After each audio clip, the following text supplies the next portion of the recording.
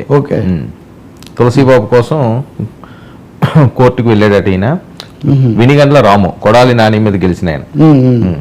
ఏంటో ఆయన అదే అర్థం కావట్లేదు అసలు ఎందుకు వెళ్ళుంటారు అన్నది. ఇది పెద్ద ఎత్తున వైరల్ అవుతున్నదండి. అదేంటి టీడీపీ ఎమ్మెల్యేగా ఉన్న రఘురామకృష్ణరాజు గారి మీద ఎంత అయిందని చెప్పి ఆయన పోరాటాలు చేస్తుంటే ఎన్నో సంవత్సరాల నుంచి ఈయన వెళ్ళి ఆయన్ని కలడం ఏంటని, ఇది ఏంటంటారు సార్ రాజకీయ పరంగా? అంటే ఒకటేమో రఘురామకృష్ణరాజు కేసు కోర్టులో ముందుకు వస్తూ ఉంది, తప్పకుండా చాలా సీరియస్ కేసు. మిగతా రాజకీయాలు ఎలా ఉన్నా ఒక ఎంపీని ఆ విధంగా అలా చేయటము, అదే ఒక డీటెయిల్స్లో కొంచెం అటు ఇటు తేడా ఉండొచ్చు, కానీ పోలీసులు చాలా అప్రజాస్వామికంగా దారుణంగా చట్ట విరుద్ధంగా వ్యవహరించారన్నది ఇక్కడ ఫిర్యాదు. ఈ నేపథ్యంలో నిన్న 2 జరిగాయి. ఆ విజయపాల్ అనే అతన్ని మళ్ళీ ఒంగోలు తీసిపోయారు విచారించడానికి పోలీసు అధికారిని. రెండవది ఆ గుంటూరు ఆసుపత్రి సూపరింటెండెంట్గా అప్పుడు ఉన్న ప్రభావతి అనే డాక్టర్, ఆమె ముందస్తు బెయిల్ కోసం హైకోర్టులో అప్పీల్ చేసుకుంటే తిరస్కరించారు. ఆ అంశంలో తిరస్కరించారు. నిజానికి వైసీపీకి అటువంటివి చాలానే జరిగాయి. ఆ క్రమంలో ఈ తులసిబాబు అనేది కూడా వచ్చింది.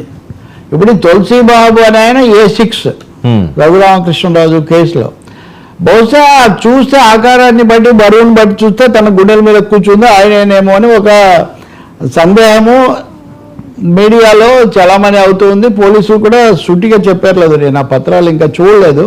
సో ఈ నేపథ్యంలో ఇప్పుడు ఈ సమస్య మనకు వస్తూ ఉంది.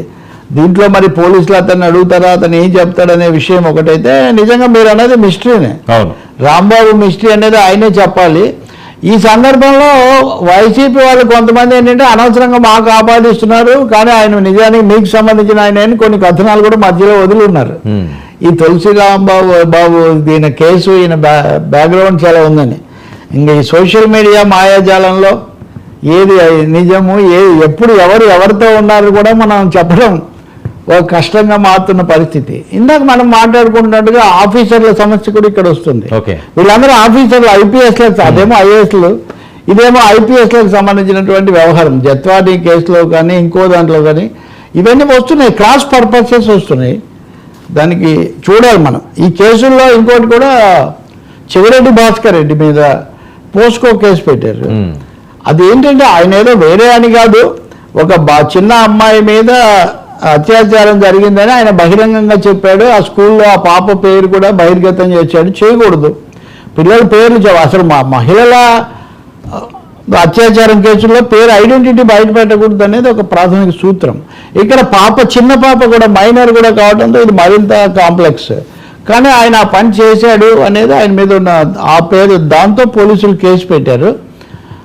కొట్టేయమని ఆయన వెళ్తే హైకోర్టు కొట్టేయడానికి నిరాకరించింది. సో ఇప్పుడు ఆయన ఎలా మళ్ళీ రక్షణ పొందుతాడో మనకు తెలియదు. కానీ వైసీపీకి సంబంధించిన చాలామందికి కోరుకున్న రిలీఫ్ అయితే దక్కలేదు కోర్టులో. రఘురామకృష్ణరాజు కూడా ఆ సిరీస్లో ఈ బ్యాచ్కి ముందు లీడర్ కదా, రింగ్ లీడర్ కదా, ఆ రోజుల్లో మొదలుపెట్టింది ఆయన. కాబట్టి ఇంకా దీంట్లో మళ్ళీ రామాయణంలో మహాభారతం అన్నట్టుగా మళ్ళీ రాంబాబు తులసిబాబు ఇది ఎలా అవుతుంది? అందులో ఈయన మామూలు అంటే ఆయన మీద గెలిచాడు కదా, జైంట్ కిల్లర్స్ అని కొంతమంది ఉంటారు. అంటే జైంట్ అంటే ఒప్పుకోకపోవచ్చు, కానీ అంటే పేరు పొందిన వాళ్ళనే నా ఉద్దేశం. కొడాలి నానిని ఓడించాడు. అంతకు ముందు ఎవరైనా చెప్పుంటే ఎవరు నమ్మలేనంత పరిస్థితి ఉండేది గుడివాడలో, అటువంటి చోట. మరి ఆయన ఇది ఎందుకు తెచ్చుకున్నాడో, ఆయన ఏం వివరణ ఇస్తాడో, లేదా నేను దానికోసం కాదు వర్మని కలుసుకోవడానికి వెళ్ళాను అని ఏమన్నా చెప్తాడో మనం చూడాలి. ఇంకొంచెం డీటెయిల్స్ తెలుసుకున్నాక మనం మాట్లాడచ్చు సార్. మరొక అంశం కానీ ఒకటైతే ఉంది, సంబంధాలు, పరస్పర అంతర్గత సంబంధాల్లో కొన్ని సమస్యలు అయితే కొన్ని ఉన్నాయి. సార్, బ్రహ్మానందం గారిపై దాడి ఈరోజు అసలు తెలుగు ప్రేక్షకులు కావనియండి, ఎక్కడున్నా కోట్లాది మంది అభిమానించే ఒక గొప్ప నటులు, ఆయన మీద ఈ సనాతన దాడి. సరే, సనాతన